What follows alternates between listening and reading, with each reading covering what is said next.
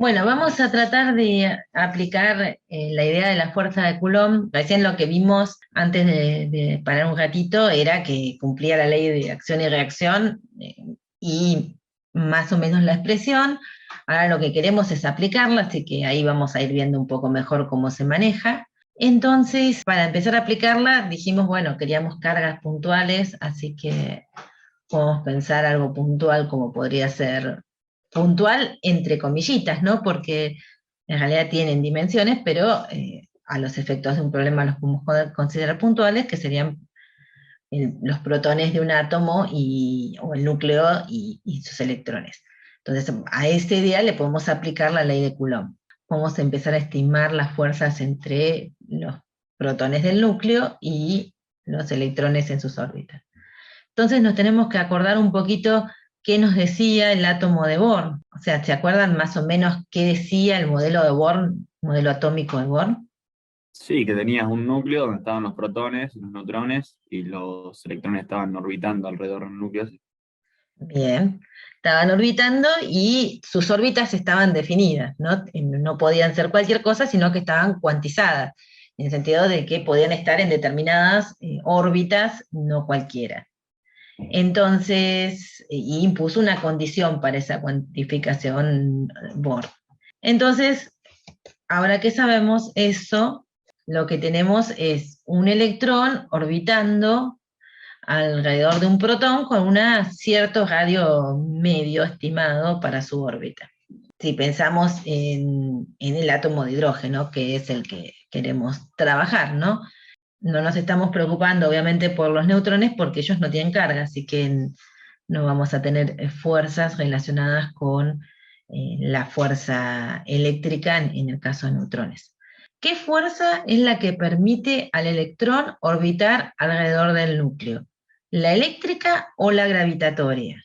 Y acá va a aparecer lo que Flavia dijo al principio. Ustedes por ahí en física 1 no vieron la fuerza gravitatoria en todos los sentidos, o sea, la vieron como la fuerza que hacía nuestro planeta sobre los objetos, la fuerza de atracción, pero hay una forma más general de la fuerza gravitatoria, que es la fuerza de atracción entre dos cuerpos que tienen una dada masa. Ahora vamos a ver en un ratito cuál es la expresión, es muy similar a la expresión de la fuerza eléctrica, solamente que la masa son siempre positivas y que esta fuerza siempre es atractiva. Entonces nos podemos preguntar, bueno, el protón tiene masa, el electrón tiene masa, evidentemente va a haber una fuerza gravitatoria de atracción entre ellos, y además tengo la fuerza eléctrica. Entonces nos podemos preguntar cuál de las dos es la que tengo que considerar, o si debo considerar las dos, porque ambas fuerzas existen. Entonces, para poder responder, necesitamos algunos datos.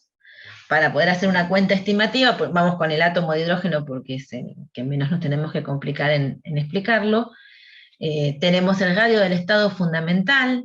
No sé si saben, el estado fundamental es cuando el electrón está en la órbita de menor energía, bien, en la órbita estable. No lo hemos excitado, no lo hemos ido a hacer que ese electrón esté en una órbita más alejada del protón y por lo tanto más energética.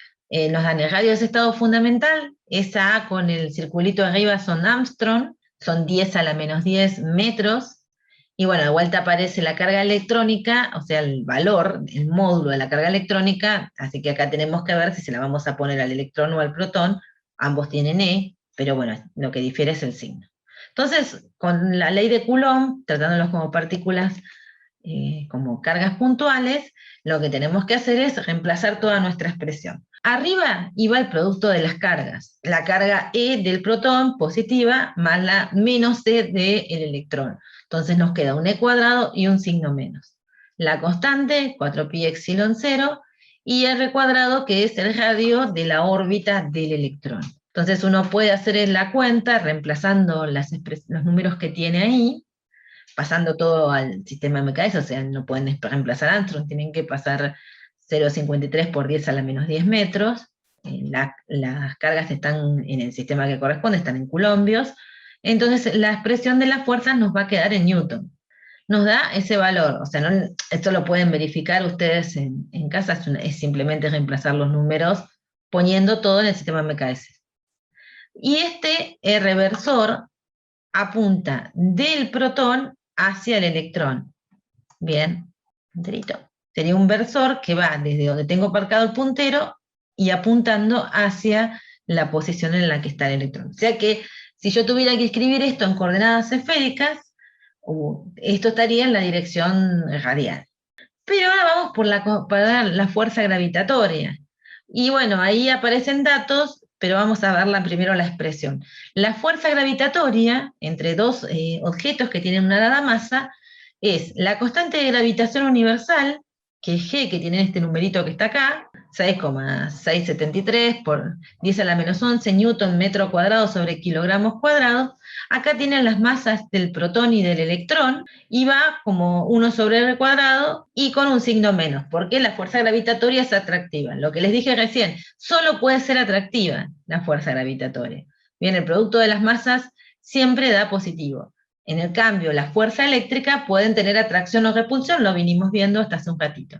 Y de vuelta, el versor tiene una interpretación idéntica a la de anterior, es el vector que apunta desde el protón hacia el electrón si estamos viendo la fuerza que el protón le está haciendo al electrón, pero porque tienen masa. O sea, esta es la fuerza que se debe a que tienen carga y esta es la fuerza que se debe a que tienen masa. Si hacen la cuenta, o sea, reemplazan las masas electrónica, protónica, las distancias y la constante de gravitación universal, van a sacar que les da 3,6 por 10 a la menos 47 newton.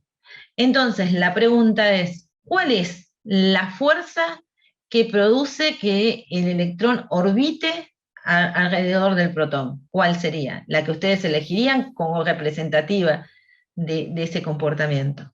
La eléctrica. La eléctrica. La otra no, son casi 30, 29 órdenes de magnitud más chiquitas. Entonces, no es la causante de que el electrón orbite alrededor del protón. Nos quedamos con la fuerza eléctrica. Idénticamente, si uno quisiera decir, bueno, pero yo cuando quiero tratar un problema de cargas en movimiento, un electrón que se mueve, nunca me voy a preocupar, eso lo van a ver, nunca nos vamos a preocupar mucho por el hecho de que haya una fuerza gravitatoria de la Tierra hacia el electrón, nunca nos vamos a decir, no, se desvía porque está la fuerza gravitatoria. No, eso nunca nos va a pasar por un hecho muy particular.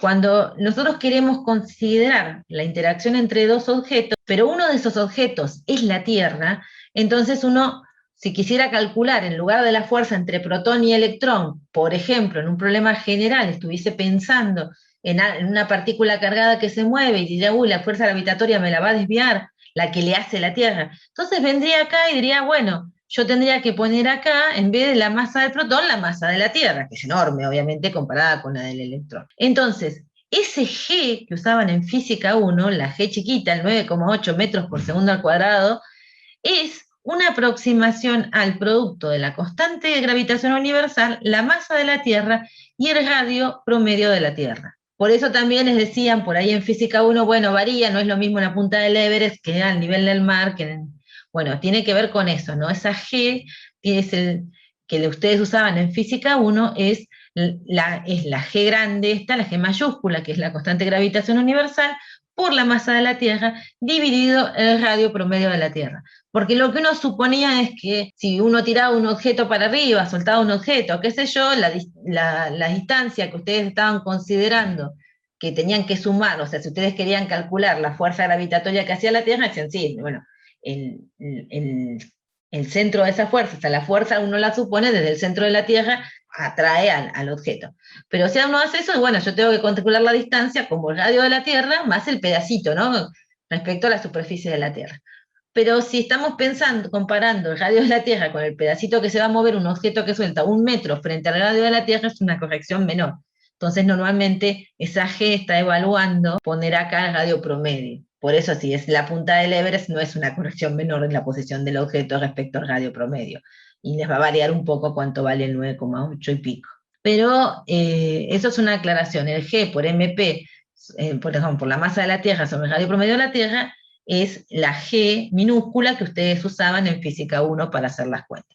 Y por eso cambia, digamos, porque están aproximando la distancia del objeto al centro de la Tierra por el radio promedio de la Tierra. Entonces, si esa aproximación no es tan buena y la hacen en la punta del Everest, obviamente no deberíamos poner el radio promedio de la Tierra como una opción para evaluar la constante G. Bien, pero bueno, igual, si ahí pusiéramos esa, sería multiplicar la masa electrónica, supongamos que estamos más o menos en el radio promedio, por 9,8, así que también nos daría muy chiquita, así que tampoco nos tendríamos que preocupar porque la Tierra nos fuera a desviar a la partícula cargada. Bien. Otra cosa es si tenemos un tremendo objeto de masa cargado, bueno, ahí tendremos que ver cómo son las fuerzas, pero en caso de un electrón no se nos va, o un protón, o una una partícula alfa, una partícula cargada, no la vamos a desviar con la fuerza gravitatoria, la vamos a desviar con la fuerza eléctrica. O más adelante veremos la magnética. Bueno, entonces nos quedamos con la fuerza eléctrica y sigamos analizando el átomo de hidrógeno. Y ahora nos podemos preguntar, maldita pasta, ¿cuánto vale la fuerza eléctrica sobre el núcleo? Acabamos de calcular hace un ratito la fuerza eléctrica, estábamos acá, que era menos 8,20 por 10 a la menos 8 en la dirección del versor que apunta del protón hacia el electrón. El signo menos indica atractiva, es decir, la dirección del versor va en la dirección que marco la línea rojita que estoy tratando de marcar acá, pero como la fuerza es negativa y actúa sobre el electrón, está apuntando para abajo. Ahora la pregunta es, ¿cuánto valdría la fuerza sobre el protón debida al electrón? Lo mismo, pero positiva, ¿no sería? Claro, nos daría lo mismo el módulo y en una dirección, o sea, sería positiva si la estoy escribiendo en función de este versor, ¿sí? Fíjense en una cosa, si yo voy a plantear, a ver si, la expresión de la fuerza eléctrica pensando en que es la que el electrón le hace al protón, bueno, vuelvo a hacer la misma cuenta y me va a quedar menos 8,20 por 10 a la menos 8, porque el producto de las cargas nos da negativo. Bien, porque una es positiva, la otra es negativa. Pero fíjense que lo que va en ese caso es el versor que apunta del electrón hacia el protón. Entonces, cuando yo quiero dejar todo escrito en función del versor que apunta del protón hacia el electrón, que es lo que uno habitualmente hace, entonces nos tenemos que acordar que estos dos versores son opuestos. Entonces, ese signo, lo mismo, pero positiva, vos estabas haciendo referencia a escribirla en función del versor que apunta del protón hacia el electrón. ¿Sí? Díganme si los mareó o se entendió, porque este juego con los versores es algo que marea bastante. Voy a mirar el chat. Están muy silenciosos. En mi caso se entendió, profe. Bien. Yo también entendí. Bueno, entonces tengan en cuenta eso, porque muchas veces este primer razonamiento que estuvo bien, de decir, sí, lo mismo pero invertida del signo, tengan cuidado después cuando escriben el versor, o si hacen ese razonamiento, que está bien, y dibujan la fuerza, porque ustedes me dibujarían dos fuerzas, una que actúa sobre el electrón y apunta hacia el protón, y la otra que actúa sobre el protón, que es la que calculamos en la otra hojita, y apunta hacia el electrón. Ustedes harían eso. Ahora, tengan cuidado, porque si uno va a aplicar derecho la expresión de la fuerza, les va a aparecer, al poner los signos de las cargas, aparece el signo menos, pero tengan en cuenta que están referenciando al versor correcto. ¿Sí? Si ustedes van a elegir direcciones, tal vez no tengan que preocuparse tanto por el sentido. O sea, si ya a priori dicen, no, estas se traen, ya las dibujo, las dos flechas así, ya está. Bueno, está bien, vale, pero tengan cuidado después de no poner el signo de las cargas y elegir bien el versor hacia dónde apunta. Sean cuidadosos con eso. Es algo que uno aprende haciendo el papel. Si quieren aplicar la expresión de la fuerza tal cual está, que está bueno para que se acostumbren, tengan en cuenta que tienen que dibujar el versor hacia dónde apunta, ¿bien? Y si quieren dejar todo en función de una misma dirección, porque o sea, acá no estamos fijando sistema de coordenadas de nada, pero cuando lo fijemos vamos a necesitar describir todo respecto a ese sistema de coordenadas.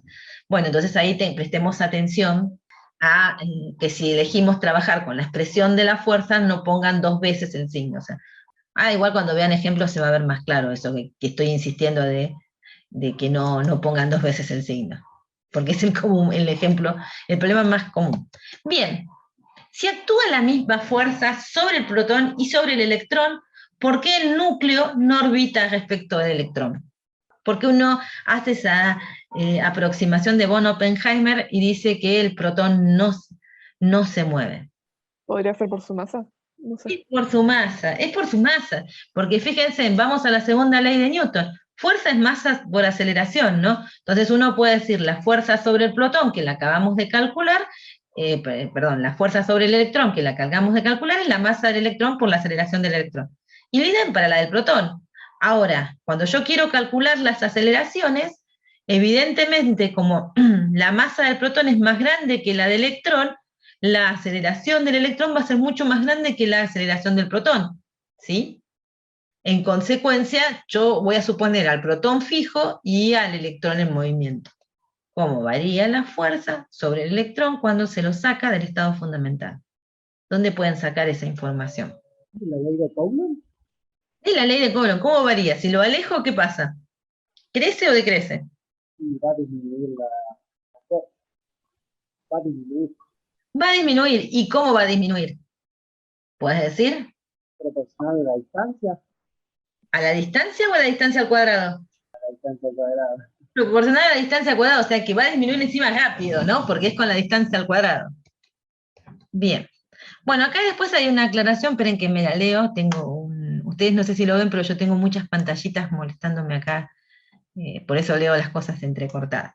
Cuando se aplica la ley de Coulomb al modelo de Rutherford, ¿te acuerdan que el modelo de Rutherford es muy parecido, pero está pensado más sin cuantificar las órbitas? O sea que en principio el modelo de Rutherford es muy parecido a los que podemos pensar como las órbitas de los planetas alrededor del Sol, o sea que en principio están relacionados con la energía que tienen, pero no le prohibimos que tengan o sea, tienen una edad de energía para definir la órbita, pero bueno, podrían tener cualquier órbita. Con la energía adecuada podrían orbitar en cualquier parte los planetas, digamos, teniendo una energía adecuada. Ahora, eso quiero decir, o sea, en un modelo planetario uno dice que las condiciones iniciales determinaron las energías y demás, y bueno, quedaron los planetas orbitando en una órbita dada, pero en principio esas órbitas no tienen otras órbitas prohibidas, o sea, con otra energía podrían estar orbitando con otra distancia respecto a la superficie de la Tierra, perdón, otra distancia respecto al centro del Sol, o con otra forma de órbita. Pero eso en medio era como una analogía del modelo de Rutherford llevado a pensar al electrón y al protón. Pero eso después se descubrió que el electrón está, al moverse en un movimiento circular, está acelerado. ¿Se acuerdan que para que ocurra un movimiento circular hay una fuerza? Si hay una fuerza, hay una aceleración, es la que acabamos de calcular. Entonces, aunque se mueva siempre en un movimiento circular cuya velocidad del módulo sea una constante, está bajo el efecto de esta aceleración que acabamos de calcular. Entonces, un electrón acelerado se comprobó más adelante que irradia energía. Entonces, si eso fuera cierto, entonces, si la órbita del electrón estaría constantemente irradiando energía y terminaría decayendo al núcleo y la materia no sería estable. Entonces Bohr trató de solucionar el problema proponiendo que las órbitas estaban cuantizadas. Eso era. Después vamos al modelo que seguramente han visto en química general, alguna vez se nos han contado, o en la secundaria, que son el modelo moderno del átomo utilizando la cuántica, ¿no? Que ahí ya uno subsana un poco todos estos problemas que tienen los modelos de Bohr y de Houghton. Bueno, y el modelo de Bohr solucionó que no, la materia no se le va a autodistribuir, pero entró en contradicción con el principio de incertidumbre al decir que podía encontrar al electrón y además determinar su velocidad. Entonces, por eso tenemos que ir al modelo cuántico. Esa es una agregación que no es tan importante que sepan, es como una aclaración para que vean cómo, porque seguramente o en la secundaria, así por arriba, o en química, deben haber ido viendo cómo fueron apareciendo los distintos modelos y cómo los fueron. Primero que era como un budín de pasas, que los electrones estaban en una masa positiva que los englobaba, después probaron que no, que había espacio entre los electrones y el núcleo, entonces después se pasó a ese modelo más tipo sistema planetario, pero nos falló porque el electrón iba a irradiar, entonces después se pasó al modelo de Bohr, pero nos falló cuando apareció el principio de incerteza, y así se va construyendo un poco los modelos para ir tratando de comprobar las cosas. Pero bueno, esto es más allá, la fuerza que tenemos que tener en cuenta es la fuerza electrostática. Si tenemos muchas cargas, entonces, si piénsense que en física 1, cuando teníamos muchos objetos interactuando sobre uno, por ejemplo, teníamos un bloque apoyado en el piso, que alguien lo empujaba con algo arriba, qué sé yo, uno decía, bueno, este interactúa con el que tiene arriba, con el piso, con la persona que lo empuja, y dibujábamos todas las fuerzas, y sumábamos todas las fuerzas, y decíamos, la fuerza neta sobre este bloque es la suma de las fuerzas que hacen todos los demás objetos que interactúan con este. Ese es el principio de superposición, que ahora lo vamos a aplicar en este caso, en electroestática, para decir que la fuerza que actúa sobre un objeto cargado, la fuerza eléctrica, es la suma de las fuerzas eléctricas que hacen todos los objetos cargados sobre él. Bien, ese sería el principio de superposición. Es decir, que si yo tengo muchas cargas y quiero saber la fuerza que actúa sobre una de ellas, entonces tomo esa carga y voy calculando las fuerzas que le hacen cada una de las otras y luego sumo, pero lo importante, suma vectorial, no suma escalar. Bien, o sea que tienen que sumar vectores, no se descuiden, no sumen como escalares. Entonces, vamos a suponer que tenemos dos cargas puntuales, porque recuerden que hace un ratito les dije que la ley de Coulomb es para cargas puntuales. Cuando salimos de cargas puntuales, no podemos aplicar de una la ley de Coulomb, tenemos que hacer principio de superposición, o sea, Coulomb más superposición. Ahora lo que vamos a ver en la clase de hoy es decir, bueno, tengo carguitas puntuales por todos lados y veo qué le hacen a la que está acá.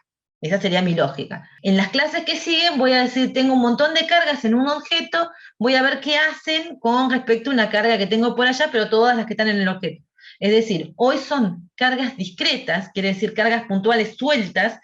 La clase que sigue en realidad voy a hablar de energía y potencial. La otra ya voy a hablar de que esas cargas estén en objetos con dimensiones que sí me importan para el problema. O sea, tengo una esfera, tengo algo y tengo todo así una carga. No puedo decir que es puntual si tengo una esfera gigante cargada, bien, y estoy cerca de esa esfera. Entonces tengo que ver cómo esas esferas ejercen una fuerza, o podemos saber el concepto de campo. Entonces vamos a ir a hablar del continuo. Por ahora son cargas discretas, están todas sueltitas en el espacio, y el principio de superposición se aplica a través de una suma vectorial. Entonces vamos a suponer que tenemos dos cargas puntuales, con una carga de 2 coulombios, se ve que está inspirada con los dos, no puedo leer todo el enunciado, esperen, a ver si capaz que si corto el video logro, ahí está, de 2 coulombios separados una distancia de, y me preguntan, ¿dónde debería colocar una tercera carga de menos 1 coulombio, o sea, la carga 3 es negativa, las otras dos eran positivas, para que la fuerza neta sobre esta carga, sobre la Q3, sea nula? Para poder contestar esta pregunta, lo primero que hay que hacer es un dibujo. Hay que ubicar las cargas, porque si no, esto no se soluciona. Entonces, ¿qué hago? Pongo la carga 1, que la pinté de amarillito, y la carga 2, que la pinté de azulcito, y como voy a sumar vectores, tengo que poner ejes, ¿bien? Porque tengo que poner las cosas vectorialmente. Bueno, entonces elegí el eje X como el eje que pasa a través de las dos cargas. Es decir, que si yo tuviese que calcular la fuerza que 1 le hace a 2, la que 2 le hace a 1, estarían sobre un versor que va en la dirección del eje X, o sea, sobre el versor Y. Pero no me preguntan eso. Me preguntan dónde tendría que poner a Q3, que estas dos son cargas positivas, Q3 es negativa, para que la fuerza neta sea nula.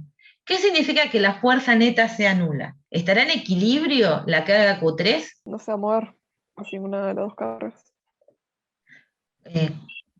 ¿Cómo? Perdón, me anda mal el micrófono, el sonido, me parece, porque Que si la fuerza sea neta, significa que la carga no se mueve, digamos. a ver, vamos a, está bien, vamos a empezar. Si Q3 viniese con una dada velocidad y la fuerza neta es 0, ¿se va a frenar de golpe? No cambiaría el movimiento. Claro, entonces lo que significa es que la sumatoria de fuerzas es 0, significa que no hay aceleración. Eso quiere decir que está en equilibrio. Recuerden que equilibrio no significa que tenga que estar quieto. Equilibrio significa sumatoria de fuerzas 0, sumatoria de torques 0, después veremos lo de los torques. Bien, eso significaba equilibrio. Que no esté acelerado, que si el objeto venía a velocidad constante, recuerden que para tener velocidad constante es un vector, el vector velocidad. Hablar de constante implica que tiene que estar constante tanto su módulo, o sea, el valor numérico, como su dirección y sentido, o sea que si la carga venía en línea recta a una velocidad de 2 metros por segundo, y la sumatoria de fuerzas eléctricas sobre ella es 0, va a seguir en línea recta con una velocidad de tantos por segundo. Bueno, lo que pasa es que es difícil porque si uno manda una carga y entra a una región donde hay otras, no les va a dar siempre la sumatoria de fuerzas igual a 0 porque en algún momento se va a acercar más a una que a otra. Pero bueno, si la sumatoria de fuerzas es 0, la carga está en equilibrio en ese punto, entonces si la lográramos dejar quieta, se quedaría quieta ahí. Y si pasara con una velocidad, justo en ese punto no alteraría su velocidad.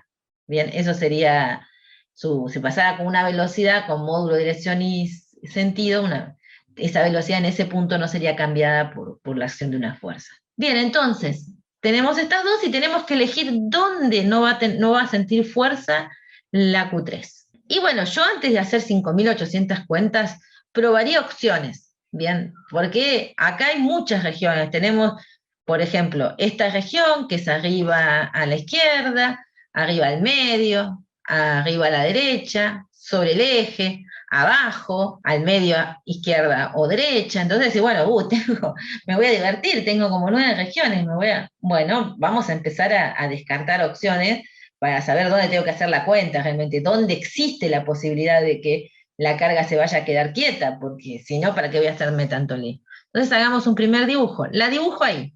¿Cómo sería la fuerza que le hace Q1? Fíjense en el puntito negro, bueno, pénganle en ganas, ¿no? Al puntito negro. Esto negro representaría la carga Q3. ¿Para dónde queremos que apunte la fuerza sobre la carga Q3? Debido a Q1. Sobre el eje X con sentido positivo. Claro, ¿y la de Q2? También.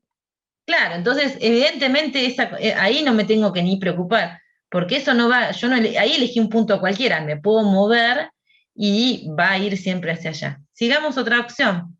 Me va a pasar lo mismo si me paro del otro lado, ¿estamos de acuerdo?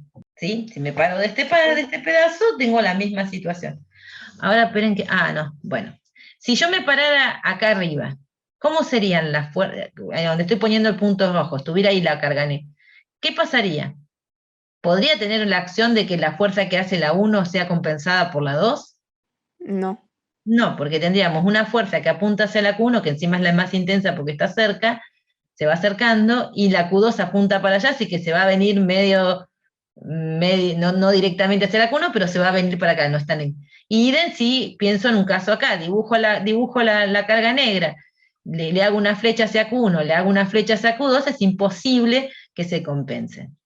Y lo mismo me va a pasar de estos dos lados. Dibujo la carga negra por acá, hago una flecha que va a ir hacia, o sea, hago una fuerza que representa, hago una flecha que representa la fuerza que hace Q2, apuntando hacia Q2, una que apunta hacia Q1, y ya veo que cualquier punto que elija por acá va a venirse, no se van a compensar las fuerzas, y den acá.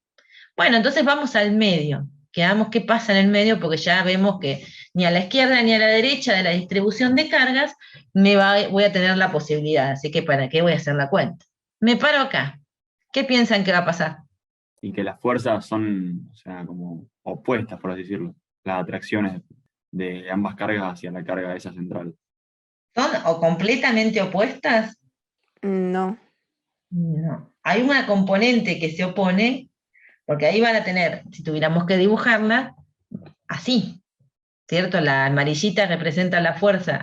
No se ve mucho la punta, pero la punta está acá. La amarillita apuntaría en esta dirección, sobre la recta que une las dos cargas, y la azulcita apuntaría hasta la carga Q2. Ahí yo, ¿qué tendría que hacer si sumo vectorialmente? Tendría que sumar en coordenada X y en coordenada Y. Bien. Si yo la dejara quieta y vamos a sacarle una posibilidad de que tenga velocidad, la voy y pongo la carga ahí y la suelto. Y la carga se puede mover. Las otras dos no, las otras dos están fijas de alguna forma. Las metí en un material aislante para que no se puedan mover. Pero esta sí se puede mover, es una bolita cargada que se puede mover. Suponete que se pueda mover.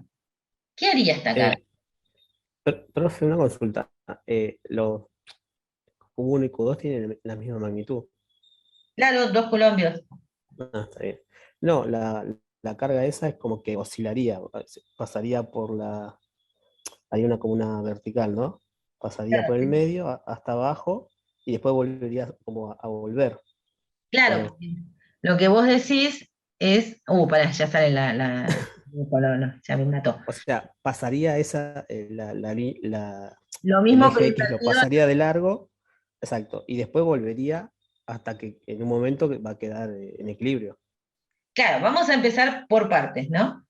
Eh, Primero, acá no estaría en equilibrio porque tendría, cuando sume los dos vectores, las partes los vectores fuerza. Sí, el vector resultante sería En hacia el abajo. eje X me da 0, pero en eje Y me da negativo, o sea, me da un valor distinto de 0 y apunta hacia abajo. O sea, tendré una fuerza neta en la dirección del eje Y hacia abajo, sentido y negativas, que me llevaría a pasar por acá.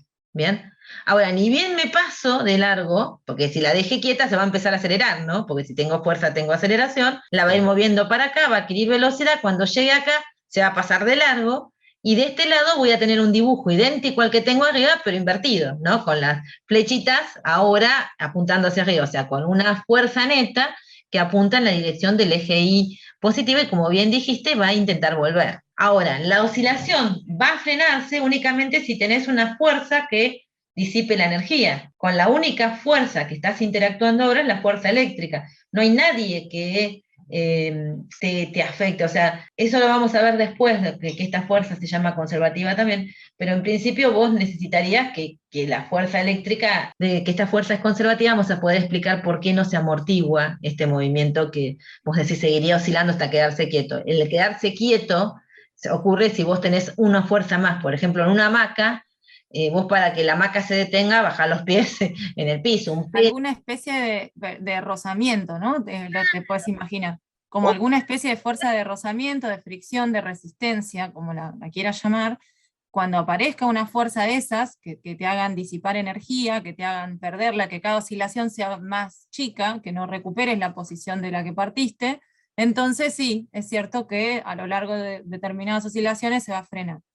Pero si eso no ocurre, que es como te dice Marisa, si solamente está actuando la fuerza eléctrica y no tenemos ninguna otra interacción, en cada oscilación vos volverías a la posición, o sea, tendrías un reflejo, ¿no? Hacia abajo de la posición de la que arrancaste, y así te quedaría oscilando hasta, no sé, hasta que desaparezca algo, digamos, ¿no? No tenés... Bien, entonces vemos que tampoco existen, o sea, descartamos fuera de las cargas, y en la región intermedia descartamos el arriba y el abajo. Nos queda solo el medio.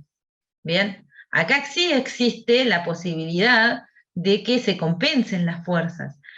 Acá nos va a dar algo obvio, ¿no? Que es que lo tenemos que ubicar en la mitad. Ahora hacemos la cuenta.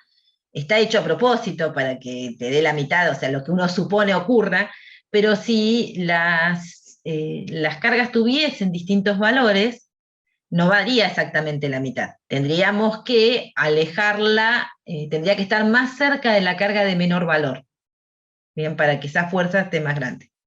Pero bueno, eso sería una cuenta que ustedes, la cuenta la pueden hacer tranquilamente, eso no, caso, o sea, siguiendo este mismo procedimiento lo pueden hacer para cualquier par de cargas, independiente de los valores. Lo que sí tienen que tener en cuenta es que este primer dibujo y todo lo que supusimos implicaba que nosotros conocíamos los signos de las cargas. Entonces, acá está planteada la fuerza neta. Voy a aplicar la sumatoria de fuerzas y voy a pedir que sea nula, que es lo que estoy buscando. Entonces, planteo la primera fuerza, fíjense que está planteada, está bien formal esta cuenta, porque me dice que pongo la carga Q3, que es -1, pongo la carga Q1, que es 2 coulombios, pongo el versor que va de la carga 1 hacia la 3, y pongo la distancia entre la carga 3 y la Q1. De la forma que yo elegí mis ejes, que puse el eje X arriba de la Q1, la posición de la Q1 es 0. Ahora vamos a la carga Q2. Entonces, ¿qué digo? Bueno, la carga Q3 vale -1, Q2 vale 2 coulombios, el versor tiene que apuntar de la carga 2 hacia la carga 3, y la distancia es la diferencia entre la posición de la carga 3 y la posición de la carga 2. Ahora, la posición de la carga 2 está a una distancia D, que es dato del problema, del origen. Por eso está en D. Y ya está el versor, ¿no? Está en I. Ya está escrita la posición de la carga. Así como acá puse que estaba en el 0, ahora acá pongo que está en D en I. Bueno, y ahora hay que seguir las cuentas, ¿no? Los versores se pueden calcular. Ya saben que son I menos I, pero bueno, se puede hacer la cuenta formal para verificar que la saben calcular, para reemplazarlos y que les quede todo en función del versor I. Bueno, y acá yo ya me mandé la cuenta de una, ¿no? Porque le llamé X a la posición de la carga Q3, entonces esto me quedó, y que es la única coordenada de Q3, o sea, por eso me quedó X3 al cuadrado, y X3 menos D me quedó para el caso de esta cuenta que tengo acá. Bien, y acá hice varios pasos juntos, es lo que no te gusta a vos que haga, ¿viste? Terrible, ya en la primer clase, no. Sí, ya en la primera clase me aceleré. Lo que pasa es que viniste vos y yo ya ahí ya puedo volver a No, la profesora que se acelera y vos me tenés que retar. claro, hay que frenar un poco. Bueno, acá fíjese que hice varias cosas. Primero reemplacé los dos R's en los lugares que iban, entonces me aparecían los versores I. Como todo me queda en la dirección de I, ya no necesito seguir jorobando con los vectores, porque no tengo que, puedo mirar, o sea, quiero decir, no tengo que, si no hubiera quedado todo en I, hubiese tenido que trabajar con las componentes, mirar por las componentes X por un lado, la componente Y por el otro. Como me quedó todo en la dirección del versor I, o sea, todo en la dirección del eje X, entonces ya está, solamente tengo la componente X para tener en cuenta. Entonces miro lo que tiene que ver con la componente X, no tengo que preocuparme ya por los vectores para poder sacar la condición de equilibrio. O sea, si hubiese tenido que calcularla para una condición como tenerla con dos componentes en la fuerza, y bueno, sí, tendría que haber planteado que ambas componentes fueran nulas. Tengo todas nulas, menos una que tengo que imponerle la condición nula yo para sacar dónde tengo que ubicar la carga. Entonces, hasta ahí es reemplazar esto, me queda todo en I, ya no me preocupo, voy por los módulos. Entonces, ahora, la posición de la carga 3 es X3 porque está sobre el eje, entonces reemplazo la posición de la carga 3 y ahí puedo sacar ya la distancia entre estos dos. Tendrían que hacer X3 menos 0 al cuadrado, ¿no? Para el primer caso. Y3 que es 0 menos 0, esa no la creo. Y después tendríamos Z3 que es 0, porque está sobre el eje, menos 0. Entonces lo único que me queda es el X3 al cuadrado. Raíz cuadrada me da la distancia, que como la tengo elevado al cuadrado, me queda X3 cuadrado. Y la misma lógica acá, yo tendría X3 menos D al cuadrado, esa sería la parte en X, y después todas las demás son 0, ¿no? Si saco la ¿Eso se entiende? ¿Eso se entiende lo que estamos diciendo? ¿Lo que está diciendo Marisa? ¿Esto que está hablando, estas cuentas que está diciendo en el aire? ¿y cómo La llegué? verdad la verdad me perdí un poco yo. Me imagino. También me perdí. Yo también. Lo que estamos diciendo, a ver, este R3 que está acá, este R3, ¿se ve que estoy anotando? ¿Estás anotando? ¡Ah, mirá! ¡Jaja, Flavia! ¿Viste? Ah, no aprendés vos sola a manejar las cosas, ¿eh? Ah, yo también me pongo. Ahora me haces la jodida, ¿no? Jodida. No, pero pará. Este R3, a ver qué decimos. ¿Quién es R3? R3 es X3, ¿cómo lo llamo Marisa? Le llamo X3 a la coordenada X. Lo que está diciendo en el aire es que este vector R3 en realidad tiene coordenada X y las demás son 0. ¿Sí? Es un vector que en el espacio, en un espacio tridimensional, tendría 3 coordenadas cartesianas, por ejemplo, ¿no? Bueno, la coordenada X vale X3, medido respecto de dónde, desde el origen de coordenadas que puso ella ahí, ¿no? Que escribimos sobre Q1. Este valor que tendríamos acá, esta carga, estaría ubicada a X3, no sé, metros, centímetros, la unidad de longitud que sea, a X3 de distancia de la X1, de la Q1, perdón, ¿se entiende?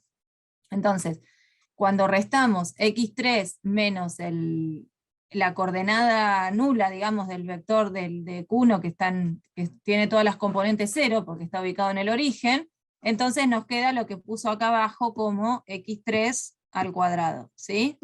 Acá hice una cuentita, fíjate si ayuda. ¿La ves a la ¿A derecha? dónde? Ah, sí, ahí justo tenía abierto. Ahí está, claro. ¿Está bien? ¿Sí? Lo mismo pasa por el otro vector que tenemos acá en este otro denominador, ¿sí? Pasa algo similar, lo único que el vector el del segundo término, además de tener a R3 que vuelve a ser X3, 0, 0, tiene lo podemos escribir como vector al D, como D, 0, 0, ¿sí? Y eso es lo que decía ella, que solamente queda la resta en la componente X de estos vectores, porque las otras componentes ya son siempre 0, porque solamente estamos trabajando, teniendo todas las cargas, todo lo que tenemos está sobre el eje X. ¿Sí?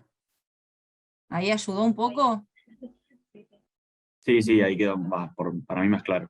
Un poco mejor, genial, buenísimo. Nos Mira hicieron unas preguntas en el chat, Mari.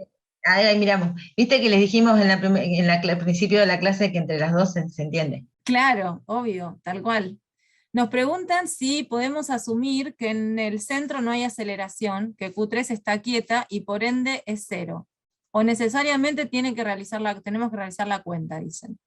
Pero vos ¿No estaría aplicando la segunda ley de Newton? O sea, ahí hay dudas medias. Vamos por partes. Primero, para responder que la fuerza neta es 0, vos tenés que probármelo. Bien, esa posición corresponde a fuerza neta igual a 0. Entonces tendríamos que calcular la fuerza que hace 1, la fuerza que hace 2, y pedir que 0.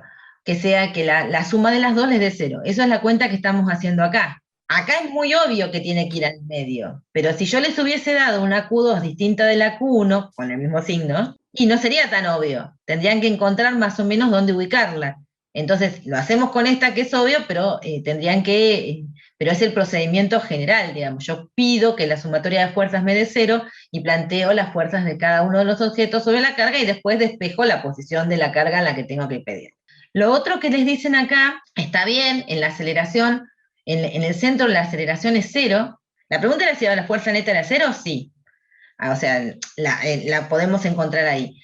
En esa posición, si la fuerza neta es 0, la aceleración es 0, lo cual no significa que la partícula necesariamente esté quieta, era lo que discutimos al principio.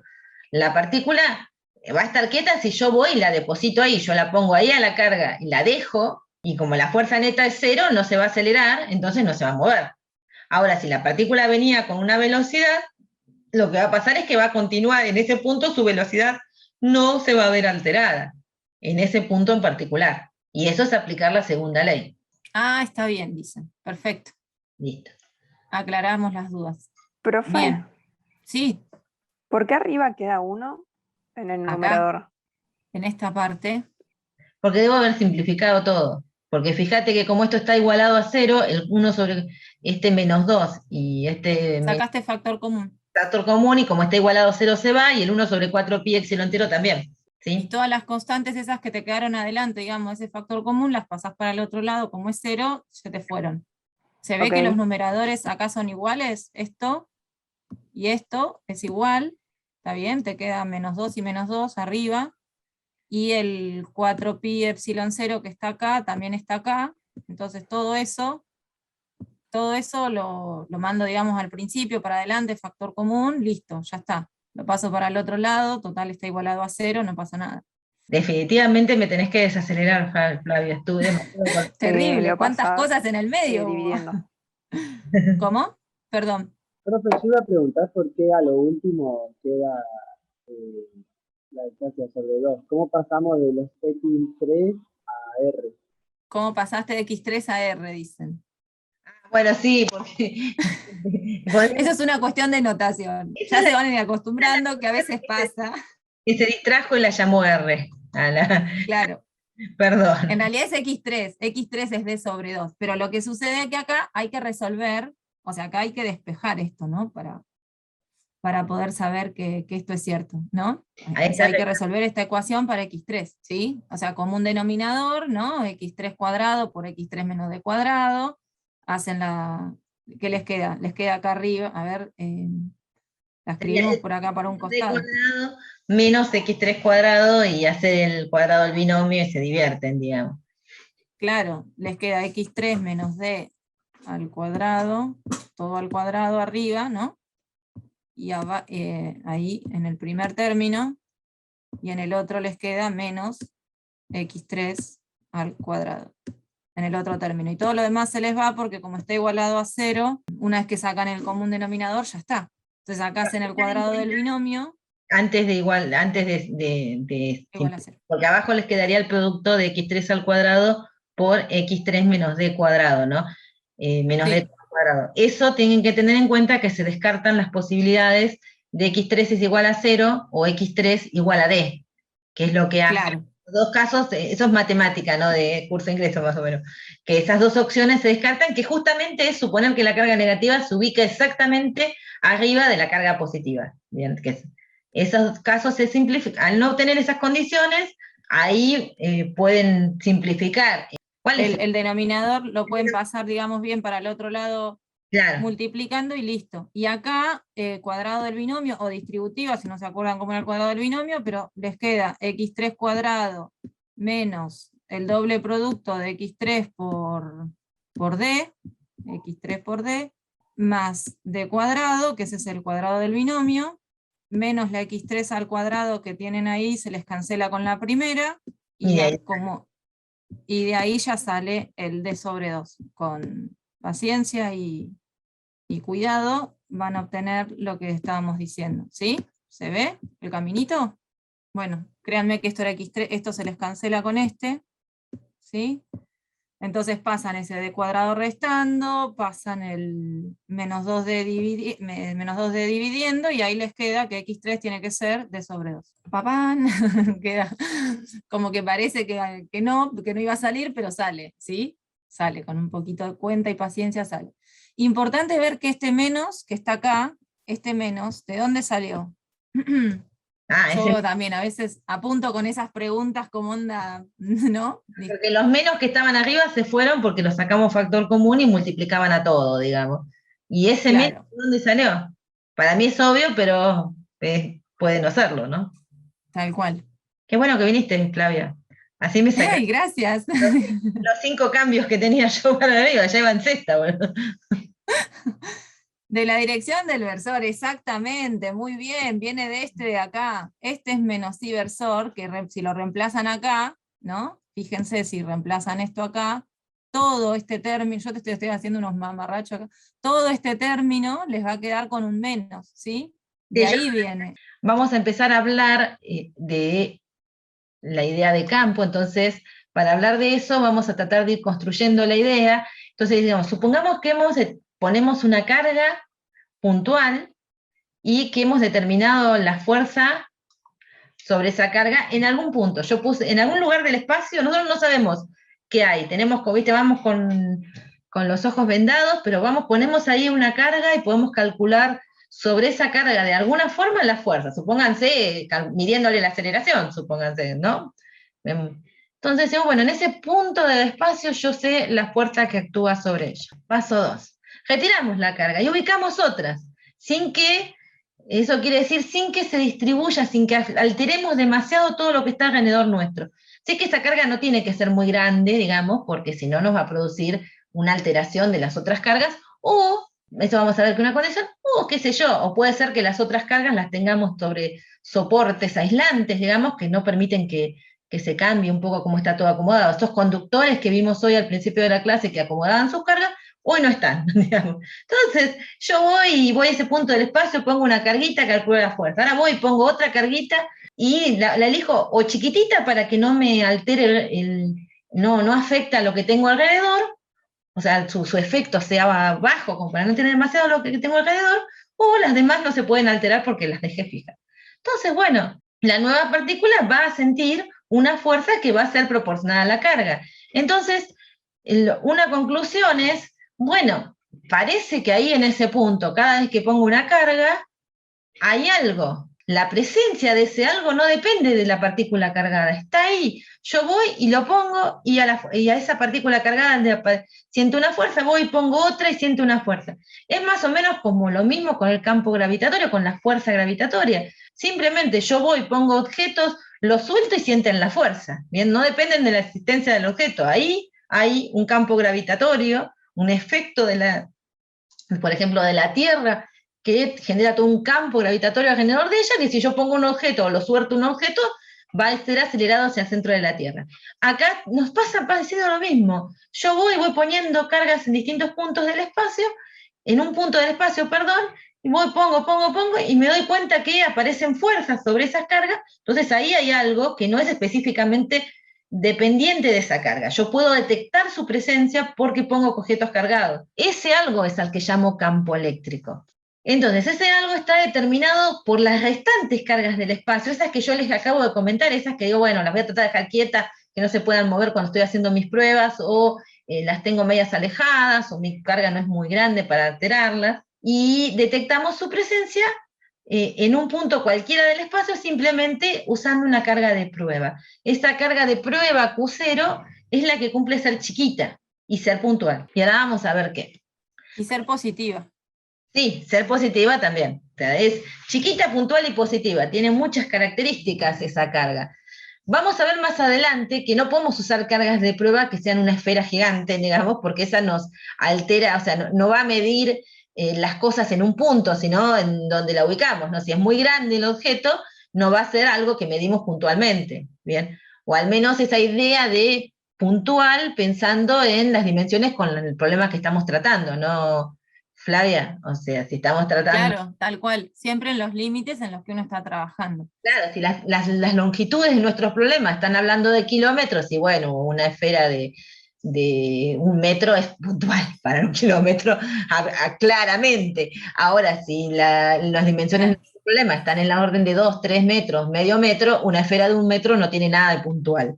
Digamos, Tal entonces, cual. quiero sacar el campo en una región del espacio que implican kilómetros, y bueno, entonces mi carga de prueba no necesita estar tan comprimidita, pero si la quiero sacar en, no sé, en mi habitación o sobre una mesa, y bueno, tal vez necesitaría un objeto bastante pequeñito para que yo pueda decir que estoy calculando punto a punto. Bien. Exactamente. Entonces, necesitamos que la carga sea puntual, que sea positiva, porque necesitamos que ese campo esté apuntando en la dirección en la que apunta, o sea, la dirección que apuntaría la fuerza es la misma que tiene el campo, entonces para eso necesitamos que sea positiva. Así, cuando yo defino el campo como el cociente entre la fuerza que siente la carga y la carga de prueba, y me da la dirección del campo es la misma que la dirección y sentido del campo es la misma que la dirección y sentido de la fuerza que estoy midiendo. Bien, entonces no la queremos grande, no la queremos, la queremos puntual, la queremos positiva, y no la queremos grande en magnitud, o sea que puntual, pero de muchos coulombios no la queremos, porque eso puede llegar a producir alteraciones en las cargas que tengo alrededor, ¿no? Entonces, en lugar de medir el campo que quiero, voy a medir algo muy alterado, no va a ser el campo que yo quiero determinar. Entonces, esas son las condiciones que estoy poniéndole a mi carga de prueba. Y en esas condiciones defino punto a punto un campo vectorial, porque a cada punto le asigno un vector, cuyo valor es la fuerza que sentiría la carga de prueba dividida la carga de prueba. Bueno, ahí está lo de para minimizar los efectos de la carga de prueba sobre las distribuciones que generan el campo, y por lo tanto el campo a medir podemos definirlo en una forma que sería mucho más precisa, tomando un límite, diciendo que el valor de la carga se vaya a cero, entonces si esa carguita se hace cada vez más pequeña, menos me va a alterar el entorno. A los efectos prácticos, nuestras cargas de prueba normalmente van a tener un coulomb, ¿no es cierto? Para que dividamos por 1. Claro, sí, tal cual. Pero bueno, lo importante es conocer la definición formal, digamos, de campo eléctrico, ¿sí? Y tener todo esto en cuenta, porque por todo esto llegamos a esta conclusión, ¿no? O de lo que hablábamos antes, que el campo pasa a ser una propiedad del espacio, ¿no? Y eso es súper importante. ¿Sí? Generado por alguien, generado por alguna distribución de carga, por alguna carga puntual, por un conjunto de cargas, algo generará un campo eléctrico, ¿sí?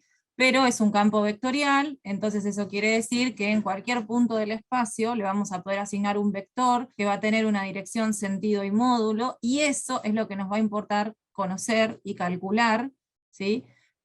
No tanto desde esta ecuación así, desde esta definición formal, no se asusten, no es que vamos a usar siempre este límite, No, sino no, que... no lo vamos a usar de hecho. Claro.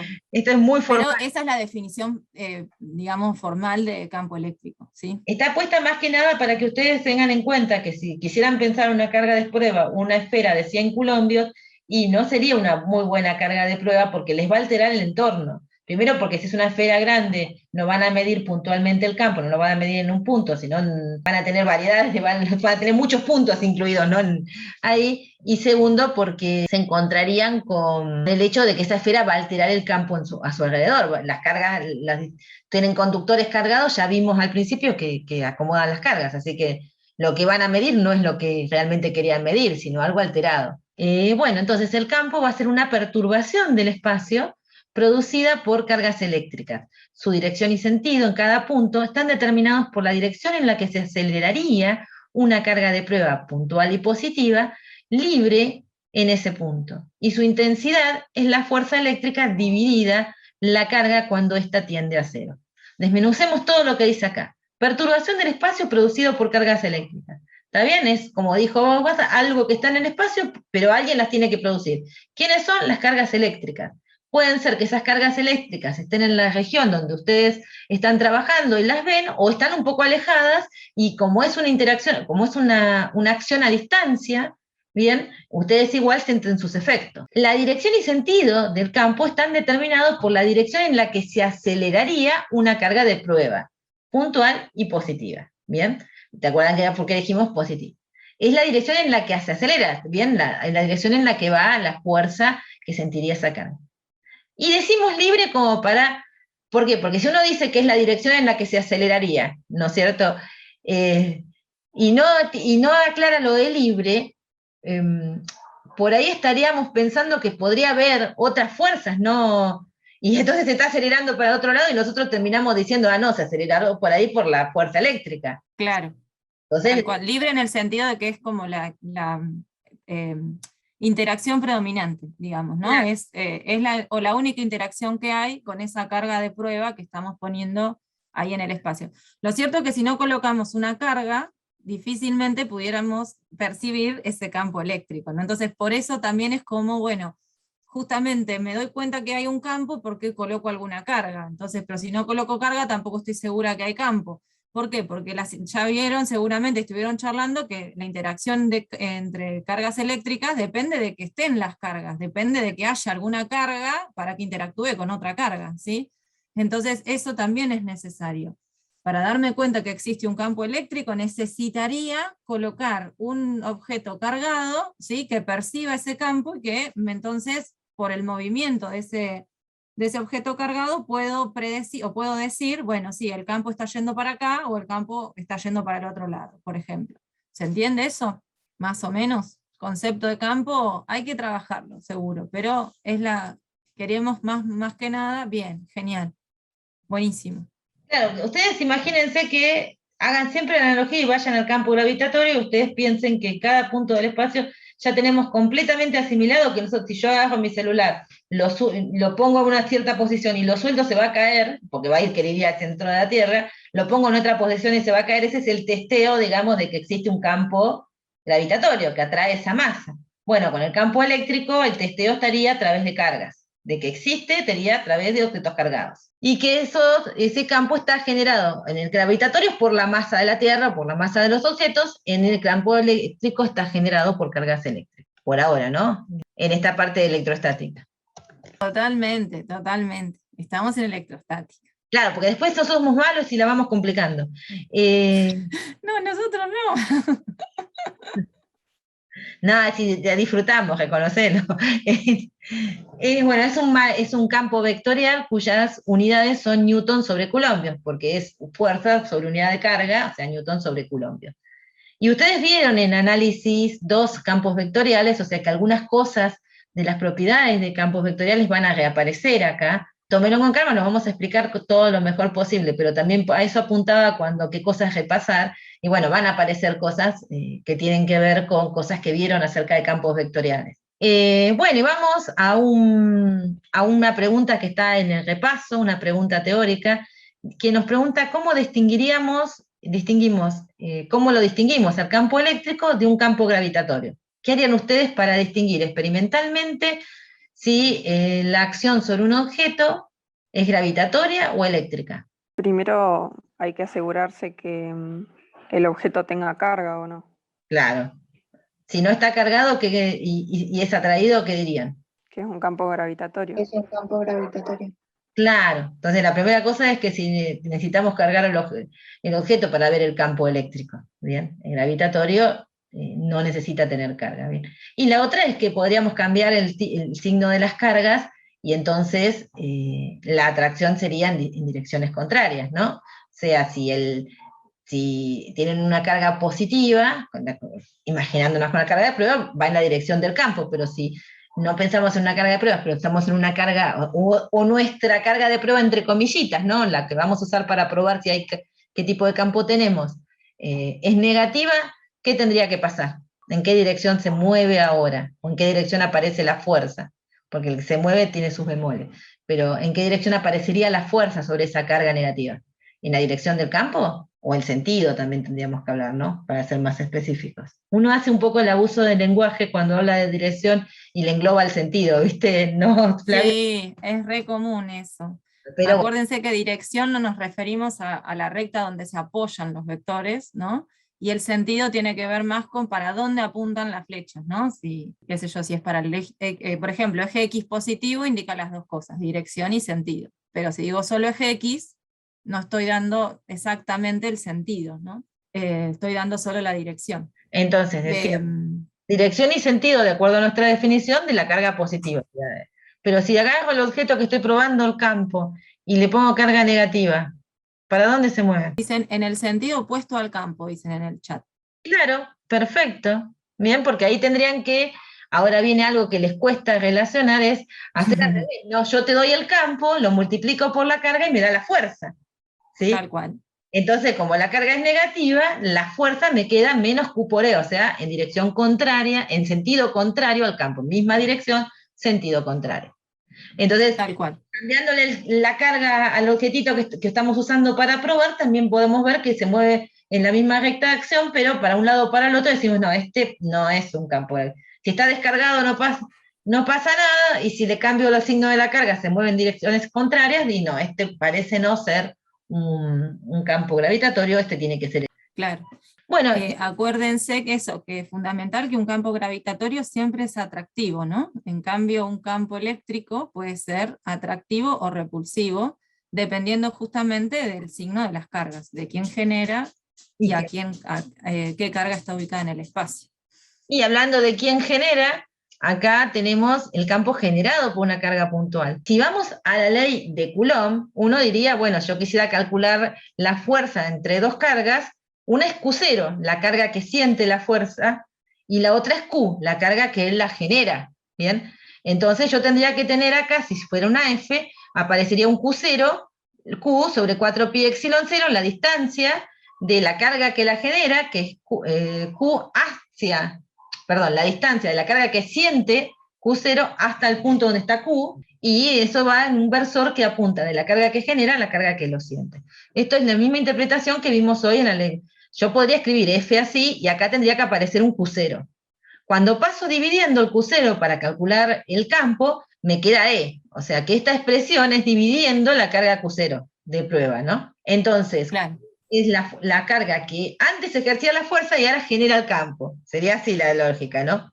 Y R es la distancia de el punto donde yo quiero evaluar el campo al punto donde está la carga que genera el campo. Bien. Si yo en el punto que quiero evaluar el campo evalúo el campo y pongo la carga Q0, vuelvo a la ley de Coulomb. ¿Tenías un dibujito o no de esto? Sí, tenés. ¿Tenés dibujitos? Sí, de última dibujamos porque yo ya no me acuerdo qué. Su módulo es genial. Sobre una esfera operante. Bueno, acá hay un dibujito. Fíjense cómo se. Esta sería la carga Q que genera el campo. Acá tengo una esfera, que serían las líneas punteadas, a ver que se vayan las. No, me aparece todo junto. Ah, no. Esto es una esfera que marca una distancia. Supongan que yo quiero calcular el campo acá. Entonces, cuando yo estoy poniendo ese punto rojo, ahí iría Q0. Y esta distancia sería R, y el R versor apunta en la dirección radial porque es una carga puntual. Entonces apunta siempre en la dirección radial desde la carga, siempre apunta, siempre está en la dirección radial, en la dirección en la que apunta depende del signo. Acá puse una positiva, así que es saliente.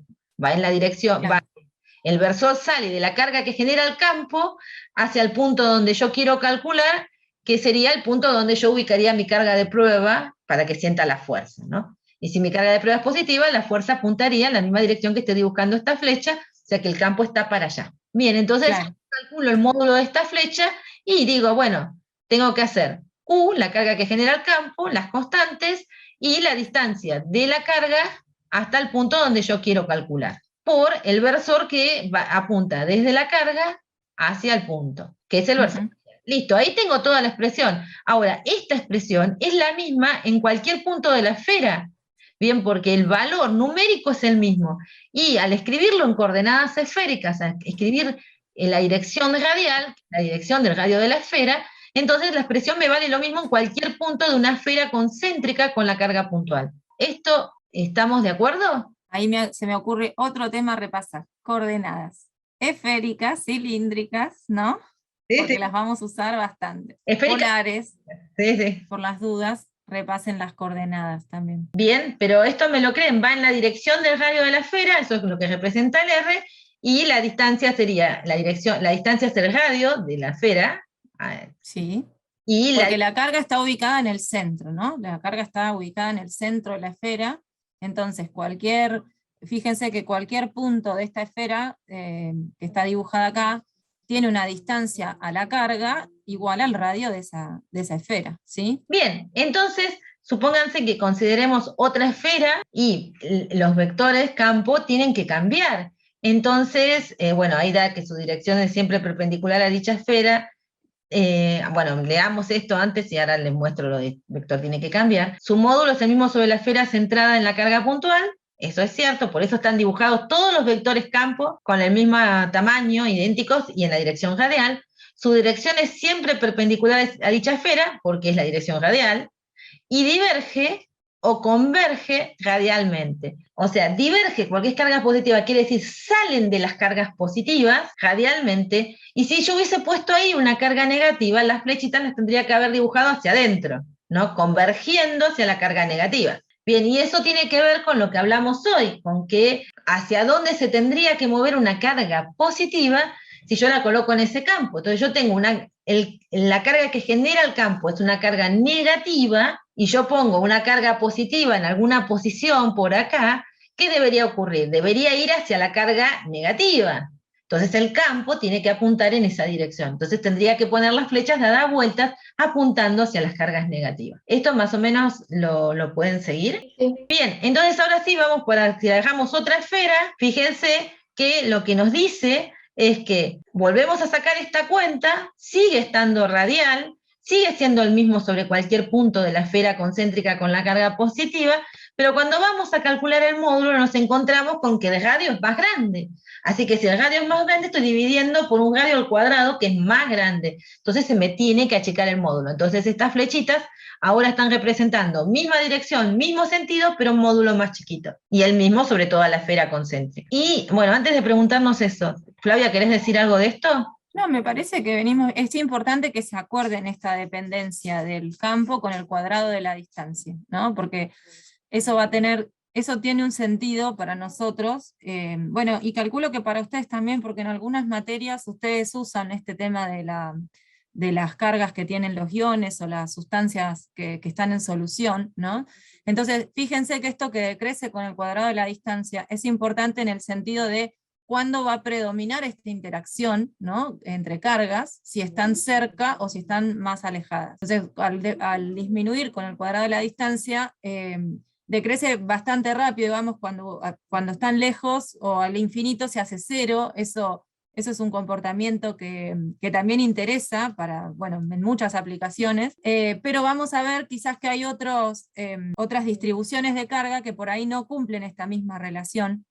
Y eso también está bueno pensar y compararlo a veces, llevarlo siempre a qué pasa con la carga puntual, porque bueno, sabemos que ustedes por ahí cuando estudiaron este tipo de moléculas o interacciones ya les digo, entre iones o moléculas cargadas, habrán hablado seguramente de algunos tipos de interacciones, o dipolo-dipolo, o ion contra ion, bueno, todas esas cuestiones que por ahí en ese momento no sabían cómo engancharlas, tienen una explicación para nosotros importante y tiene que ver en parte con esto, ¿no? Con hasta dónde una interacción predomina o no, y eso tiene que ver con cómo decrecen cuando me voy alejando. Por ejemplo, es una manera de verlo, ¿sí? Bueno, y acá les pregunto, si tenemos dos cargas, para el campo eléctrico, ¿valdrá el principio de superposición? Tengo dos cargas y me pico en un punto, el campo eléctrico en un punto. ¿Lo podré calcular como la suma de los campos eléctricos debido a las dos cargas que tengo en el espacio? Sí, dicen por el chat. Buenísimo. Sí, porque al fin y al cabo estoy pensando como una fuerza por unidad de carga, digamos, es una lógica así que si vale para la fuerza, vale para el campo. Así que Exactamente. de vuelta va a ser una suma de los campos generados por cada una de las cargas, por eso tienen los RI, QI, que les dicen, el RI es, este RI chiquito, no el versor, es la distancia de cada una de las cargas al punto donde quiero calcular el campo. La carga es la carga que estoy considerando, que genera el campo en el punto que me interesa, y RI es el versor de la carga que genera el campo al punto, que apunta de la carga que genera el campo al punto donde yo quiero calcularlo, justamente al campo. Y tengo que sumar las contribuciones de todos. No es muy distinto a lo que sumé fuerzas, ahora sumo campos. Y Pero bueno, importantísimo, suma vectorial. Chicos, Sí. ya, otra vez. Sí, Recalcamos, Está ¿sí? súper No bien. metan la pata. Siempre si tienen más de una componente, van a sumar componente a componente, o sea, harán las componentes X por un lado, las componentes Y por el otro, y si tuvieran componente Z por el otro lado, ¿sí? Eso súper importante. Acá vamos a definir lo que se llaman líneas de fuerza o líneas de campo. Eso depende quién se los diga, ¿no? Yo normalmente las llamo líneas de campo, pero cualquiera de las dos formas. En los textos aparecen, algunos aparecen líneas de campo, en otros dicen líneas de fuerza también, depende, sí. Es decir, yo lo dejo, la idea es la misma, solamente que en un caso habla de la fuerza eléctrica y en otro caso estaría hablando del campo eléctrico. Las líneas son líneas imaginarias que permiten visualizar la dirección del campo eléctrico en cada punto. Indican la dirección en la que se aceleraría una carga de prueba positiva si se la dejara libre ahí. O sea, yo agarro mi carga de prueba positiva, la pongo en un punto y se aceleraría en una dada dirección. La pongo en otro punto, se aceleraría en una dada dirección. Y a partir de ahí yo puedo construir la línea de fuerza, las líneas de fuerza o de campo. Y tienen propiedades. Ahora vamos a ver dibujos igual, ¿eh? El campo eléctrico tiene que ser tangente a ellas. Entonces, si volvemos a las que estábamos mirando recién, al campo de una carga puntual, y bueno, uno ya tendría que pensar que las líneas de campo o de fuerza tienen que ir sobre el radio, ¿no? Porque tengo que tener la tangente a la línea, me da el campo. Así que si el campo está apuntando siempre en la misma dirección y tiene el mismo sentido, la línea tendría que estar ahí. Las otras propiedades que tienen, si quiere avanzar la porquería, ahora vamos a ver. Bueno, fíjense, acá tenemos las cargas, la carga positiva, pero ahora yo no estoy dibujando el campo, no estoy dibujando los vectores como dibujé hoy, sino estoy dibujando las líneas de campo. ¿Qué me están indicando? Que el campo eléctrico, cuando me pare en cualquiera de estos puntos, tiene que ser tangente. Como es una recta, la tangente y la recta coinciden, ¿no? Cuando son curvadas, uno traza la tangente. Y bueno, en este caso estamos dando el sentido con la flecha porque es una carga positiva y en el de abajo, de vuelta, tiene que ser tangente y estamos dando el sentido con la flecha porque es una carga negativa. Entonces dice que son abiertas, que van a salir de las cargas positivas o van a venir desde el infinito y van a terminar o en el infinito o en cargas negativas. En este caso, si solamente tuviéramos una carga positiva, lo que estaría pasando es que salen de esta carga y se van al infinito, ¿no? O si se encuentran una carga negativa, se van a curvar hacia esas cargas negativas. Y esta de acá, que es la carga negativa, van a venir del infinito o de alguna carga positiva que ande por ahí y van a querer entrar hacia la carga negativa. Su número va a ser proporcional a la magnitud de la carga que la origina. O sea que si yo tengo más carga, voy a tener que tener una mayor densidad de esas líneas de campo. Es una representación, chicos. Lo que está diciendo acá es que si vos en lugar de tener una carga de 1 coulomb, tuvieras una de 5 coulombios, en tu representación, si dibujás las líneas de fuerza de 1 coulomb, por ahí dibujás esto, y cuando vas a representar la misma, pero para 5 coulombios, tendrías que dibujar más líneas, porque es más intenso, o sea, tratan de representar un poco la intensidad de la fuerza o del campo en esa región. Entonces, cuando más cuando más carga tengas, si uno tiene que, o sea, si hace un solo dibujo de una sola, hace uno. Pero si uno quiere dibujar Sí, comparativamente respecto de algo más cargado o menos cargado, entonces dibujaría más o menor densidad de líneas. O sea, si yo tengo una de claro. 1 y una de 5, y bueno, le voy a poner más líneas a la de 5 para que se vea que la de 5 tiene más intensidad que la de 1, digamos, que tiene más carga que la de 1. Que su densidad en un punto es proporcional a la Eso. intensidad del campo eléctrico en el punto. Entonces, si yo tomo una región o un punto por acá, bueno, voy a ver, vamos a hacer un punto, es muy específico, un punto, una regioncita, ¿no? Tomo una regioncita por acá, voy a decir, bueno, mira, supónganse que agarro toda una región acá y agarré 3 líneas. Pero si yo me voy alejando y me ubico acá, agarro una. ¿Y qué dijimos cuando nos alejamos de las cargas? Que el campo decrece su intensidad. Bien. Entonces, uno que ve en este dibujo, ¿qué ve? Que acá tengo más juntas todas las líneas que acá. Entonces, ese dibujo me dice que acá es menos intenso el campo que cuando estoy más cerca de la carga. La cantidad de líneas tiene que ver con la magnitud de la carga, ¿sí? Y la densidad de líneas tiene que ver con la intensidad del campo. Eso es como lo que les tiene que quedar un poco en la cabeza. Si tienen que dibujar comparativamente dos cargas, una con mayor cantidad de carga, no importa si es positiva o negativa, porque positiva o negativa lo que significa es para dónde va la flechita, cambia la flechita. Pero si ustedes dibujan una positiva y una negativa, que cambia solo la dirección de la flecha, pero dibujan con distintos valores, entonces la que tiene más carga, en valor absoluto, bien, sin pensar en los signos, va a tener que tener más dibujadas, más líneas que la que tiene menos. Y cuando se alejan de las cargas, tienen que ver que tiene que haber menos densidad de líneas, menos líneas en un dado espacio, porque el campo se tiene que ir disminuyendo conforme se alejan. Bien. Y no se cruzan.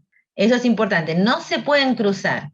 Entonces ahí viene la pregunta del repaso 6, que al final no queda nada para el repaso, ¿no? Pero no importa. ¿Qué es? Bueno, La cuestión es ayudarlo. ¿Por qué claro. las líneas de campo nunca se cruzan? ¿Cómo responderían eso? ¿Por qué nunca se cruzan? Si el campo es tangente a una línea de campo, ¿no? Acá en el chat dicen, yo diría que porque son perpendiculares a la circunferencia. Esa sería una carga puntual, ¿no? Eso estaría bien. Pero siguiendo esa lógica, ¿no? Miramos la carga puntual de hoy, le podemos calcular las líneas de campo que serían esas flechas que estamos representando ahí, y uno dice son perpendiculares a la circunferencia, entonces no se van a cruzar, obviamente. Pero ¿qué pasaría si se cruzaran? Si no tuviéramos cargas puntuales, tuviéramos cosas más onduladas para el campo.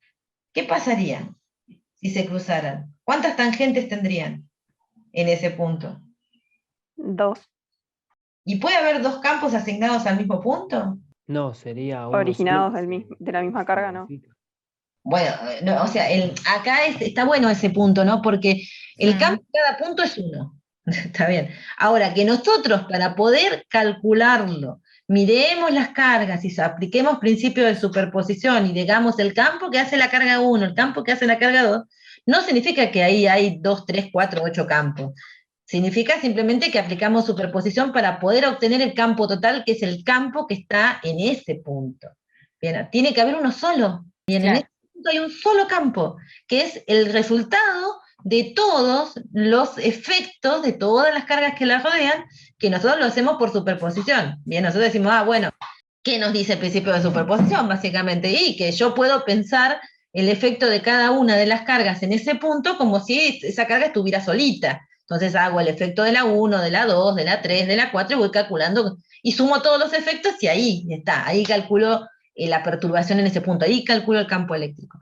Ahora, el campo eléctrico es 1. Si yo tuviera líneas que se cruzan, podría trazar 2, 3 tangentes, depende de la cantidad de líneas que se crucen, y eso me estaría diciendo que tendría varios campos asignados a ese punto eléctrico. Y el campo eléctrico en ese punto tiene que ser uno solo. Por eso no se cruzan. ¿Sí? ¿Se entiende? ¿Queda más o menos claro? ¿Sí? Buenísimo. Acá como que aparecen dos cosas. Una, pensar que cuando yo dibujo las líneas de campo, tengo que trazar la tangente para calcular el campo en ese punto, entonces no puedo tener dos porque si no, no sé para dónde va el campo. Y la otra es que aplicar el principio de superposición suele confundir y suele que ustedes piensen que hay muchos campos en ese punto, ¿no? Entonces responden que hay muchas líneas de campo y esas cosas, y no. Ahí hay uno solo, que es el efecto de todas. Y la otra pregunta, que creo que esa se la sangre. No, está ahí. ¿Por qué? A pesar de que la dirección de la fuerza eléctrica sobre una partícula cargada es tangente a las líneas de campo, esta no se mueve necesariamente siguiendo dichas líneas. Es decir, nosotros supónganse que las líneas de campo serían estas de acá, ¿bien?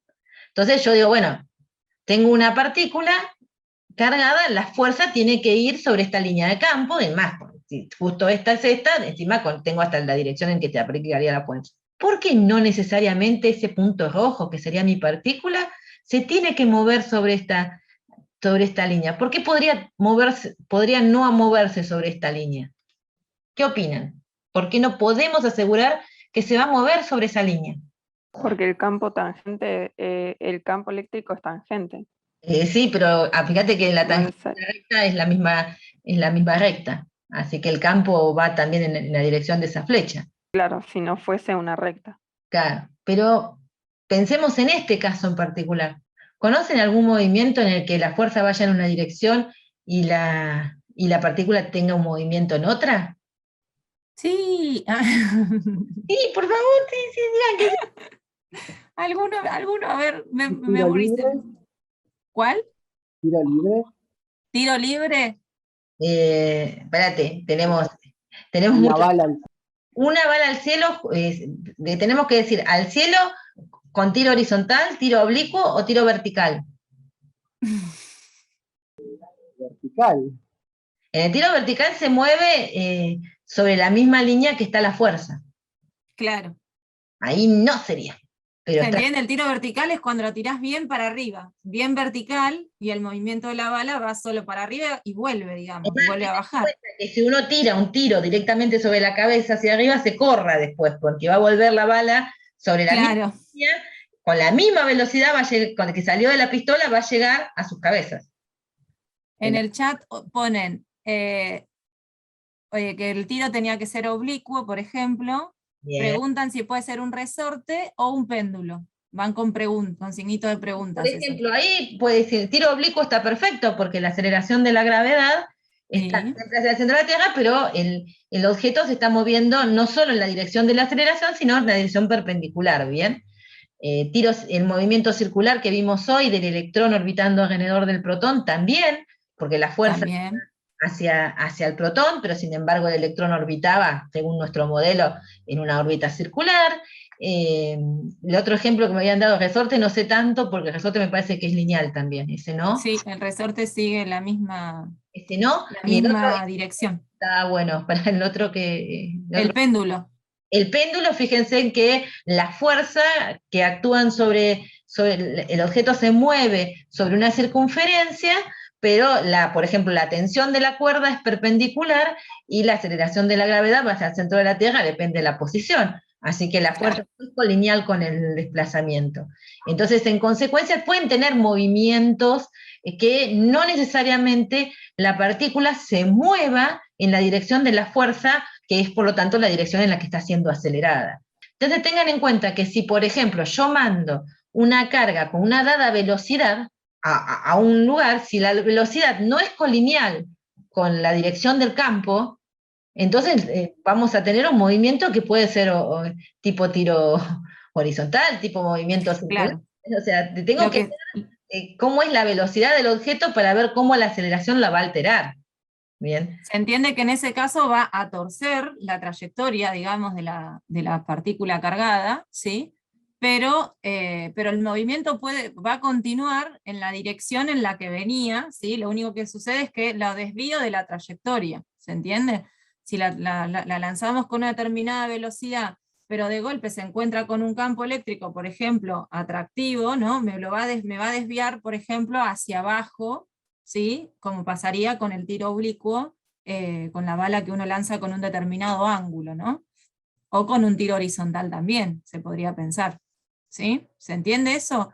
A veces eso les cuesta ver también, que una aceleración, una fuerza que no está en la misma dirección que la velocidad que lleva la partícula, también genera una aceleración, pero no altera la magnitud de esa velocidad, sino que altera la dirección y sentido, la va torciendo a la trayectoria de la partícula. Y el ejemplo es el que vimos hoy, el átomo de hidrógeno es un ejemplo, Claro. Bohr es un ejemplo claro, digamos. Tal cual. En un movimiento circular eso se ve más fácil, digamos, más fácil. Pero bueno, piensen en eso, que la velocidad de la partícula puede no ser colineal con la aceleración, y en ese caso la va torciendo, digamos, no se va a mover necesariamente en la dirección de la fuerza. Entonces, líneas de campo, analicemos las líneas de campo de dos cargas en los casos de que tengan el mismo signo y magnitud y distinto signo y magnitud. Entonces, lo que les muestro acá son dibujos que tratan de representar cómo se comportarían las líneas de campo cuando tenemos dos cargas, ¿no? La segunda es interesante porque es alguien que hoy pensé que íbamos a llegar a un ejemplo que creo que es el 18, y los dipolos lo vamos a ver la clase que viene. Igual le voy a avisar a la JTP para que trabaje con ustedes con dipolo, pero algo vamos a ver porque no llego, ya corto en un ratito corto, me estoy pasando ya. Bien. Pero bueno, fíjense que acá lo que tienen es dos cargas positivas. Si uno dibujara una sola, uno en principio diría, bueno, salen radialmente. Pero ¿qué pasa con las líneas de campo que salen para el lado que está la otra carga? Y estas cargas se repelen. O sea que si yo intentara poner una carga de prueba acá, carga de prueba positiva, ¿qué harían estas cargas? La repeldrían, la harían irse para aquel lado, ¿sí? Claro. Y idénticamente para acá. Entonces yo podría ir trazando las líneas de fuerza y diría, bueno, si yo pongo una acá, por ejemplo, ¿qué va a pasar? Y la de este lado me la repele. Si tuviera sola me la sacaría para allá, pero no puede, porque está esta encima que la empuja para el otro lado. Entonces, ¿qué tengo que hacer? Y bueno, se va a empezar a mover según esta línea. O sea, ustedes pueden construir las líneas pensando hacia dónde se va a mover la carga de prueba, mirando los efectos de las dos. Bien, entonces yo me paro en un punto acá, yo podría calcular la dirección del campo que tiene que ver con esta, la que tiene que ver con esta, y verían que la tangente me da en esta dirección. Entonces, las cargas, lo que si yo la pusiera en el medio, sería súper claro que me la está desviando, las dos me la están desviando sobre el eje Y, digamos, si pusiéramos X, Y hacia arriba. Pero cuando vengo al dipolo, que es algo que nos va a interesar mucho, y pongo la de prueba, por ejemplo, acá en el medio es muy fácil, porque la positiva me la repele, la negativa me la trae. Cuando me voy alejando un poquito, fíjense, me paro acá, la positiva me la va a repeler tratando de mandármela para allá, pero la negativa me la va a traer tratando de llevarme para acá. Entonces la suma de las dos me va a empezar a dar la tangente a estas líneas. Entonces uno, ¿qué va a decir? Con la idea de las líneas salen y entran, dice, bueno, si las líneas salen de cargas positivas y van hacia cargas negativas, quiere decir que acá, cuando quiero dibujar las líneas, se me tienen que abrir, no pueden ir para las de esta no pueden venir para acá, ni viceversa, tengo que hacerlas así abiertas. Cuando lo vengo a dibujar acá, digo, salen de positivas, van hacia negativas, entonces yo lo que espero es que toda línea que salga de acá intente llegar a esta carga negativa. Entonces esta que uno dibuja acá tendría que hacer más grande, digamos, la curvatura para volver y meterse por este lado, ¿sí? Tal cual. Entonces, acá tenemos un dibujo, seguimos con el repaso. Pregunta 8, repaso. La figura muestra las líneas de campo eléctrico producidos por dos cargas. Las dos cargas son los puntos negros que ven acá, ¿sí? Estos dos puntos negros serían las dos cargas. Esto que se ve acá es una región donde no habría campo. Y todas las cositas celestes estarían representando líneas de fuerza. Entonces, intentemos preguntarnos o responder cosas. Las fuerzas entre estas cargas, ¿qué opinan? ¿Las cargas se atraen o se repelen? ¿O no sabemos? Mirando cómo son las líneas de fuerza. Se repelen, dicen en el chat. Se repelen porque se aparece bastante, o se intenta parecerse a este dibujo más que al que tienen acá arriba. ¿Estamos de acuerdo? Muy bien. Muy bien. Sí, están entendiendo, repulsiva. ¿Qué pueden decir del signo de las cargas? Es igual. Es el mismo signo. No pueden decir si son positivas o negativas ambas, pero sí seamos seguros que tienen el mismo signo, porque se están repeliendo. Perfecto. ¿Cuál de las dos cargas posee mayor magnitud? El repaso se acababa en la repulsiva y esto, a mí me gusta agregarle, ¿cierto? Que no La sabe- de abajo, dicen. Abajo a En la el derecha. chat. La de abajo. A la derecha, porque miren la densidad de líneas, se nota más densa esta región, aparte está corrido, digamos, se ven que hay... Más, como que, sí, más desfasado hacia la otra, ¿no? Entonces, Claro, como como que que tiene más alcance, digamos. Claro, como que empuja. Si ustedes pusieran una carga de prueba acá, verían que se mueve así, entonces es como que esta tiene, o sea, por ejemplo, acá uno vería que la lograría hacer llegar más, cerca de de la carga de más arriba, ¿no? Entonces, Claro. es como que esta carga tiene más signos.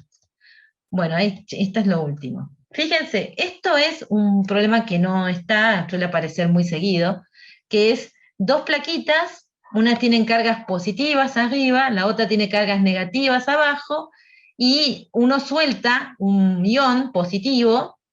Entonces lo que dice es, tenemos dos placas paralelas, cargadas, que generan en su interior un campo eléctrico uniforme de módulo E. Entonces acá es importante porque en la práctica van a ver esta idea, que un campo eléctrico uniforme significa que a cada punto del espacio le estoy asignando el mismo campo.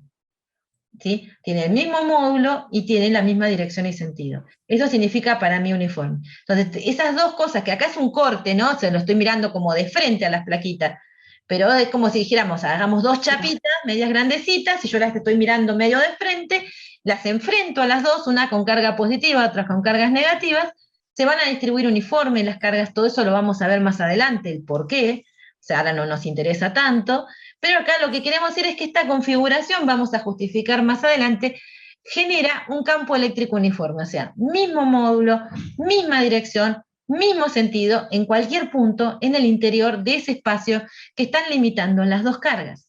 Entonces yo tengo un E que es este rosadito que estoy viendo acá. Bien, y acá tengo una carga que en principio dice, bueno, acá dice que las placas están separadas a una distancia de, dice, no, ¿verdad?